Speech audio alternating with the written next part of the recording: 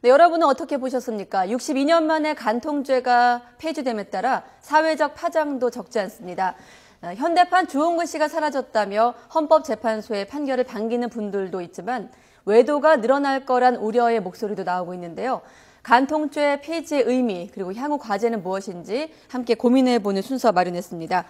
김숙기 나우미 가족문화연구원장 그리고 이인철 변호사와 함께합니다. 네, 어서 오세요. 안녕하세요. 반갑습니다. 네. 자, 사석에서도 질문들 많이 받으셨을 것 같아요. 일단 이번 판결 어떻게 보셨습니까? 뭐 세계적인 흐름에 따라서 뭐 결정이 나올 수밖에 없는데 헌법재판소 재판 같은 좀 용기 있는 결정을 한 것 같아요. 또 상당히 이제 반발도 많고 반대도 많았을 텐데 그럼에도 불구하고 어찌됐건 그 법리에 따라서 그리고 헌법에 따라서 세계적인 흐름에 따라서 간통죄 폐지 결정을 낸 것은 어떻게 보면 당연한 결과가 아닌가 싶습니다. 7대2로 7대2였죠. 지금 나왔잖아요. 네. 이전과 비교해 보면 어떤가요? 예전에 2008년에 헌법재판소에서 사실 그 헌법재판관이 9명이잖아요. 예. 5번, 과반수가 위원이라고 이제 생각을 했습니다. 하지만 위원이 안 된 것은 6명 이상이 넘어야지만 이게 위원 판결이 날 수가 있거든요. 근데 예. 한 명이 부족해가지고 합헌이 났지만 그 후에 이제 계속해서 문제가 되니까 이번에는 그 위원 결정이 나지 않을까. 사실 법조인들 대부분 예상을 했었습니다. 그렇군요. 김숙기 원장님 어떻게 보세요? 저도 이제 가정이라고 하면 신뢰와 애정, 뭐 이제 이런 부분들이 굉장히 중요한데 과연 이런 그 형법으로 이것을 강제할 수 있는가 이제 이런 측면으로 보면 글쎄 그 좀 자연스럽게 이렇게 좀 되지 않았나 이제 이렇게 생각하고요. 사실 그동안에 이제 간통죄라고 하는 게 현장에서 뭔가 이렇게 확인을 해야 되고 그런 입증하는 과정이라든지 절차 안에서 또 상처를 받거나 큰 충격을 받는 사례들도 있었어요. 그래서 이런 여러 가지 이제 어려움이라든지 뭐 이런 부분들도 있었기 때문에 글쎄 이제 앞으로 이제 과제가 이제 더 중요하다 이렇게 생각합니다. 일단 폐지가 됐기 때문에 네. 앞으로 과제가 더 중요하다 네. 말씀이신데 그 부분은 잠시 뒤에 또 차근차근 짚어보도록 하고요. 이 간통죄 폐지가 화제가 되면서 과거 간통 사건이 연루됐던 아무래도 이제 공인이다 보니까 일반인보다는 주목을 받는 게 사실인데 여러 가지 사건들이 있지 않았습니까? 네. 어떤 사건들이 있었죠? 일단은 그 옥소리 씨 사건을 얘기 안 할 수가 없잖아요. 어떻게 보면 네. 옥소리 씨가 2008년에 간통죄로 이제 그 기소가 되면서 헌법재판소에 이거 위헌이라고 이제 심판 청구를 했어요. 네. 근데 그 사건 때문에 어떻게 보면 오늘의 결정이 나지 않았나. 그때 이제 큰 논란이 일었고 사실 그동안 여성단체에서는 간통죄 폐지에 반대했었거든요. 근데 2008년 당시에는 오히려 일부 여성단체에서는 옥소리 씨를 지지했습니다. 이제 간통죄는 더 이상 여성만 가해자가 아니라 여성이 피해자가 될 수 있다. 그래가지고 이제 오히려 이제 폐지를 주장하는 그런 성명도 내고 했었는데 그때 이제 그 박철 씨랑 옥소리 씨랑 이제 법적 공방이 있었는데 결국에는 그때는 이제 위헌이 되지 않았기 때문에 간통죄로 유죄 판결 나왔죠. 집행유예 2년. 이번 판결로 소급 적용받는 사건들도 있잖아요. 네. 옥소리 씨 같은 경우는 어떻게 되나요? 옥소리 씨부터 재심을 통해서 구제를 받을 수가 있습니다. 우리 헌법재판소법에 의하면 그 최근에 합헌 결정이 난 이후에 사람들을 구제하니까 예. 2008년 10월 31일 이후에 유죄 판결이 확정된 사람한테 이제 재심을 통해서 구제를 받을 수가 있거든요. 그래서 옥소리 씨 같은 경우에도 재심을 청구하면 무죄로 판결을 받을 수가 있습니다. 네, 또 뭐 저는 잘 기억이 안 납니다만 저는 이제 기억하는 게 예. 1970년대, 80년대에 가장 탑스타라고 할 수가 있죠. 정윤희 씨 네. 사건이 이제 기억이 나요. 그분 같은 경우는 실질적으로 이제 그 굉장히 이슈되고 진짜 뉴스마다 이렇게 다 오히려 나왔었던. 지금보다 시대가 지금과 다르기 때문에 좀 더 사람들이 받았던 뭐 충격이랄까요? 그렇죠. 좀 더 했을 네. 것 같아요. 예. 그래서 이제 그 정윤희 씨의 그때는 뭐 저희 다 정말 누구라도 다 이제 그때 화제가 됐었기 때문에 기억을 아마 하시지 않을까 싶고요. 그리고 그 1970년대 또 20대 때 태진아 씨 그때 그 유부녀하고의 간통 사건도 이제 사실은 굉장히 이제 화제가 됐었죠. 그래서 이 사건으로 현대건설 사장에서 이제 물러난 자리에 이명박 이제 부사장의 승진이 돼서 나비 효과도 있었다. 뭐 이제 이런 이야기도 있을 정도로 이제 큰 화제가 됐었죠. 가장 화제가 된 것은 김지미, 최무령 씨가 아닌가. 이건 우리 부모님들도 말씀을 하시더라고요. 네. 그래서 정말 탑스타들이었잖아요, 이 두 분이. 근데 이제 최무령, 김지미 씨가 이제 만나서 간통을 했다. 그래서 최무령 씨 부인 강유수 씨가 고소를 했습니다. 고소를 했는데 김지미 씨가 그 강유수 씨한테 당시로서는 거액인 유죄로 300만 원을 주고 합의했다고 해요. 그래서 결국에는 최무령, 김지미 씨가 결혼을 했죠. 결혼을 해서 69년까지 결혼 생활을 유지한 것으로 알고 있습니다. 만약에 지금 시대였다면 간통 지금 시대 때 사건이 이제 간통사건으로 문제가 안 됐지만 안 된다, 이렇게. 그래도 민사적으로 소송을 당했기 때문에 뭐 큰 문제는 될 수가 있는 거죠. 혹시 일반인들과 좀 비교해서 공인들, 유명인들의 간통 사건은 좀 어떻게 재판 결과가 좀 다르게 나오는 경우도 있나요? 아니면 비슷한가요? 뭐 공인이나 연예인이라고 해서 재판 결과 다르게 나오지는 않습니다. 왜냐하면 모든 사람은 법 앞에 평등하기 때문에 예. 재판 결과는 다르게 나오지는 않지만 이제 세간에 워낙 관심이 많은 사건이기 때문에 문제가 되고 있는 거죠. 네. 뭐 이렇게 생각하는 분들도 계실 것 같아요. 간통죄가 사라졌으니까 이제 조금 과장하면 마음 편하게 바람 피워도 괜찮겠다 이렇게 생각하는 분들도 일부에는 있을 것 같아요. 어떻습니까? 이 사법적인 판단으로는. 뭐 신문 기사에 보면은 뭐 나이트클럽에서 뭐 그 결정난 날 뭐 축하 파티 열었다고 하는데 그거는 그냥 해프닝인 것 같고요. 절대 그렇지 않습니다. 왜냐하면 우리 민사적으로는 역시 위자료를 청구할 수 있기 때문에 오히려 위자료가 늘어날 수도 있습니다. 형사적으로 처벌할 수가 없으니까 위자료를 조금 더 높여야 된다는 게 지금 법조계 상당한 지금 반응이거든요. 그래서 뭐 절대로 뭐 바람을 펴도 된다. 그렇게 헌재가 이제 한 건 아니고요. 쉽게 말해서 이제 징역형을 살지 않으니까 좀 위자료 쪽으로 더 그렇죠. 책임을 물을 수 있다 이렇게 예, 보시는 거군요. 그렇죠. 그렇군요. 저도 이제 이 간통이 이제 혼인 파탄의 어떤 원인이라기보다는 결과적인 측면이 훨씬 더 이제 많지 않았나 이제 이런 생각이 들고요.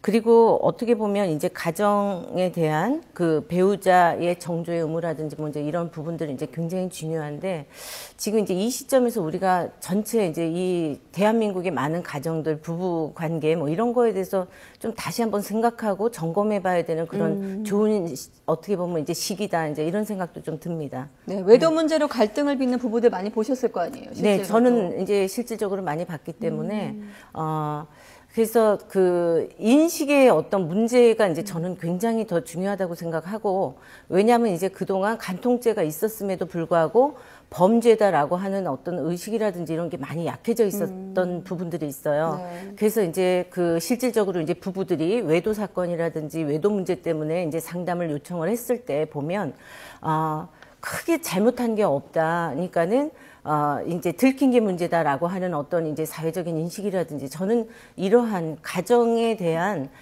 굉장히 이제 소중하게 지켜줘야 되는 어떤 우리의 의무라든지 정말 그 애정 그리고 이런 어떤 정조의 의무라든지 이런 거에 대한 새로운 시각으로서의 좀 더 이제 그 강화되어지는 교육이라든지 이런 게 더 필요하다고 생각하죠. 네. 뭐 최근에 설문조사를 봤더니 남성 100명 중에 37명이 배우자가 아닌 여성과 성관계를 한 적이 있다 이렇게 답을 했고요. 또 여성은 6.5%라고 대답을 했습니다. 남녀 간의 차이가 좀 많아요. 지금 그래픽이 나오고 네. 있는데 현실과 좀 부합한다고 보십니까? 네, 어느 정도 부합하는 것 같습니다.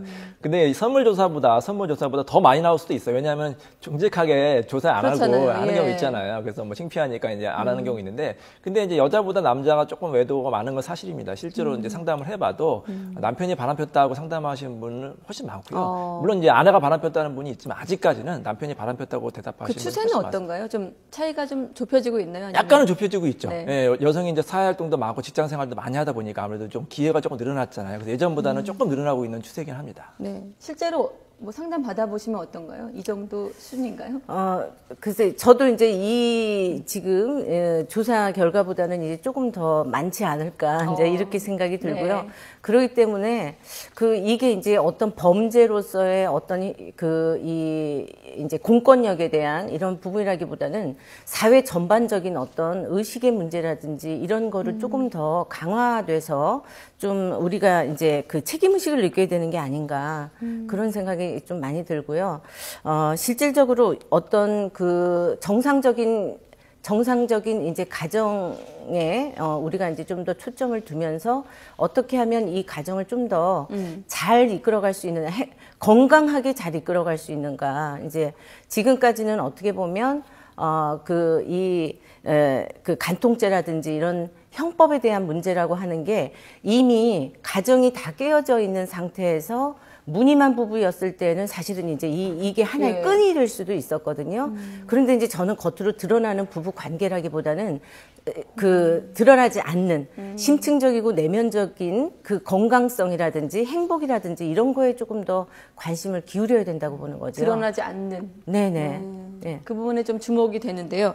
자, 지금 조금 전 나왔던 결과는 간통죄가 있었던 시절에 어떻게 보면 조사 결과인데 앞으로 어떤 변화가 있을까요? 큰 변화는 없을 것입니다. 간통죄가 있는 나라하고 없는 나라하고, 간통죄가 그러면 있으면은 뭐 바람 안 피고, 간통죄가 없는 나라는 막 물러나고, 사실 그거 아니거든요. 지금 미국이라든지 서구 유럽 같은 경우에 뭐 간통죄가 없지만 뭐 그렇다고 해서 그 나라들이 물러난 나라가 아니잖아요. 예. 비슷하잖아요. 이 법이 있고 없고를 떠나서 사람들이 개인의 양심에 맡기는 거지 법적으로 강제할 것은 아니라고 생각합니다. 저도 이제 간통죄가 만약에 있었던 시절에 부부 관계라든지 부부 애정에 신뢰가 훨씬 더 많았는가 이 질문을 만약에 하면 사실 그렇지는 않거든요. 그렇기 때문에 저도 그렇게 큰 영향을 받는다라는 생각은 안 들어요. 네. 예. 간통죄가 존재 유무가 그렇게 부부관계라든지 그런 네네. 남녀관계에 큰 영향을 미치지 않는다 이렇게 두 분 양쪽이 이렇게 보고 계시는 것 같은데 네. 간통죄 폐지로 노골적인 외도가 늘어날 것이고 또 부부 가운데 외도를 한 사람이 오히려 적반하장으로 쉽게 말해서 사랑을 앞세워서 나는 이혼을 요구할 수도 있다 이런 우려도 있거든요. 그런 경우가 실무에 상당히 많습니다. 네. 뭐 예를 들어서 그 남편이 바람을 피고 심지어는 뭐 이제 혼외자까지 이제 났는데 아내한테 이제 이혼해달라고 요구하는 거예요. 예. 그럼 아내는 이혼 못하겠다. 그럼 제가 물어보죠. 왜 이혼을 안 하십니까? 남편은 아직도 사랑하십니까? 남편은 아직까지 뭐 사랑하는 것보다는 내가 이혼해지면 저 사람들 잘 사는 꼴 못 보겠다. 그래가지고 뭐 나는 정말 억울하다. 그래가지고 이혼 못 해주는 경우가 많은데 네. 실무에서는 그런 경우에 이혼이 기각이 됩니다.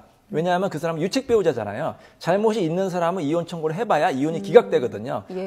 아직까지 우리나라는 파탄주의가 아니라 유책주의입니다. 즉, 유책주의. 예, 혼인이 파탄이 되면 무조건 이혼하는 그 유럽이나 미국과 달리 우리나라는 상대방이 이혼 사유가 있어야 되고 원고는 이혼 사유가 없어야 돼요. 네. 그래야지만 되는데 근데 이게 앞으로 변할 가능성이 있습니다. 지금 대법원에 지금 사건이 계속 중인데 유책 배우자 즉 바람을 피운 사람이나 잘못을 한 사람도 이혼 청구를 할 경우에 받아줘야 되느냐 이걸 심리하고 있거든요. 예. 만약 이게 받아들여지면 그런 유책 배우자도 이혼할 수 있는 가능성이 생기는 거죠. 하지만 아직까지는 그런 유책 배우자는 이혼 청구를 하면 그러니까 기각이 나옵니다. 정리하면 그 바람을 피운 남편과 살고 있던 그 여자분의 입장에서 보면은 간통죄라는 어떤 테두리가 있었거든요. 울타리가 있었는데 이제 그게 사라졌어요. 남편한테 어떤 책임을 물을 수 있는 거죠? 근데 그 경우는 네. 좀 오해가 있는 게 그 아내 같은 경우에 간통죄를 고소할 수가 없어요. 왜냐하면 간통죄를 고소하려면 그동안 이혼이 전제가 되었어야 돼요. 그러니까 이혼을 할 경우에 이제 간통죄를 할 수 있기 때문에 예. 만약에 이혼을 안 할 경우에는 간통죄를 고소할 수가 없습니다. 하지만 이렇게 할 수 있습니다. 앞으로는 만약에 그래도 억울한 사람이 있으면은 이혼을 하기 싫으면은 남편과 상관인 상대로 민사적으로 위자료 청구만 하면 됩니다. 아, 민사적으로 예, 위자료 형사적으로 청구만? 안 하고 민사적으로 위자료 청구만 하면 그게 받아들여질 가능성이 있습니다. 네. 저는 이제 이번에 이제 이 간통죄 폐지 때문에 약간 이제 우려되는 부분은 사실 이제 그 간통 현장이라든지 이럴 때 경찰이 출동을 해가지고 이제 함께 움직였던 부분들이 있었는데 이제는 가족이 나서서 이제 해야 된다든지 이럴 경우에는 더 그 배신감과 분노감 그리고 어떤 가정폭력의 어떤 그런 현장으로 더 이어지지 않을까 그것 때문에 오히려 경찰 출동이 더 있어지는 건 아닌가 이런 우려감 같은 게 있고요. 그 다음에 그 어떤 그 돈이라든지 권력이라든지 이런 게 있는 사람이 어떤 성에 대한 부분에 대한 거를 좀 더 자유롭게 좀 그 이 성매매 내지는 뭐 이제 이런 부분으로 훨씬 더 이렇게 좀 자유로워지는 어떤 의식을 갖는 건 아닌가 이런 거에 대한 좀 우려감 뭐 이런 시간 부분들은 관계상 있습니다. 끝으로 간단히 여쭤보면 앞으로 어떤 점들이 좀 보완돼야 될까요? 전문가로서 어떻게 생각하십니까? 저는 이제 그동안에 이제 공권력이 투입이 됐었던 이 자리에 어떤 성범죄적인 부분, 이제 성매매라든지 가정폭력이라든지 아니면 성학대라든지 이런 측면으로 조금 더 강화가 되어서 처벌이 되어야 된다라고 보고요. 네. 그리고 대한민국의 많은 부부들이 단순히 이제 법적인 처벌이 아니고 부부관계에 대한 질적인 어떤 관계 개선, 그래서 누구라도 좀 건강하고 행복하게 살 수 있는 거에 조금 더 관심을 기울이면서 이쪽에 대한 이 어떤 정부에 대한 투입 뭐 이런 부분들이 훨씬 더 필요하다고 봅니다. 네. 자, 역사 속으로 사라진 간통죄에 대한 얘기 나눠봤습니다. 김숙기 나우미 가족문화연구원장 그리고 이인철 변호사와 함께했습니다. 고맙습니다. 예.